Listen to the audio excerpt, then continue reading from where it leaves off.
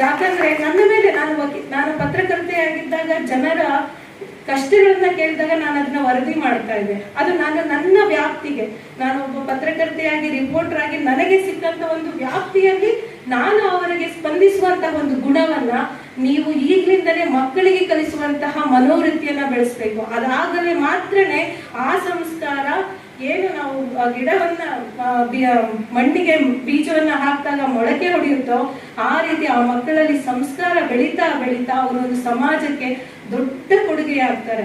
So ಈ ಒಂದು ಕಾರ್ಯಕ್ರಮದಲ್ಲಿ ಯಾಕೆ ನನಗೆ ಬಸವಶ್ರೀ ಪ್ರಶಸ್ತಿಯನ್ನ ಕೊಟ್ಟರು ಅನ್ನೋದು ಹೇಳ್ಬಿಡ್ತೇನೆ.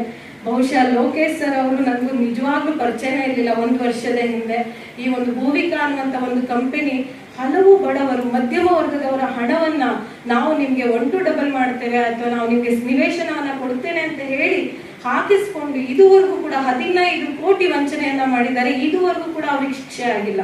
ಇವತ್ತಿಗೂ ಕೂಡ ನೂರಾರು ಸಾವಿರಾರು ಕಸ್ಟಮರ್ಗಳು ಗ್ರಾಹಕರು ಹೋಗಿ ಪೊಲೀಸ್ ಠಾಣೆಯಲ್ಲಿ ಕುತ್ಕೊಳ್ತಿದ್ದಾರೆ, SP ಕಚೇರಿಯಲ್ಲಿ ಕುತ್ಕೊಂಡು ಇದುವರೆಗೂ ಕೂಡ ಬಗೆಹರಿದಿಲ್ಲ. ಆ ಒಂದು ವ್ಯಾಜ್ಯ ನನಗೆ ಬರುತ್ತೆ, ಆಗ ನಾನು ಎಲ್ಲರಿಗೂ ಕೂಡ ಉಚಿತವಾಗಿ ಕೆಲಸವನ್ನ ಮಾಡಿಕೊಡ್ತೇನೆ. ಆಗ ನನಗೆ ಇವರು ಪರಿಚಯ ಆಗ್ತಾರೆ.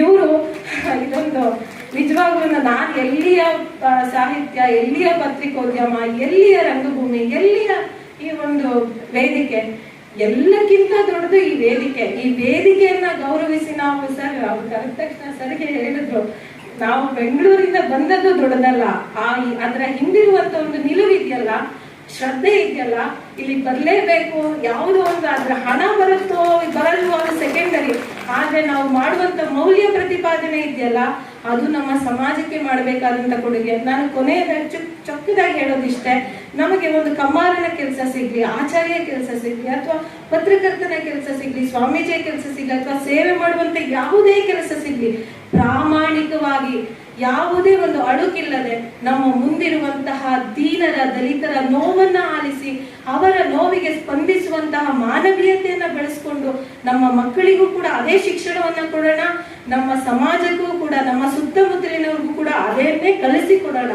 ನಾನು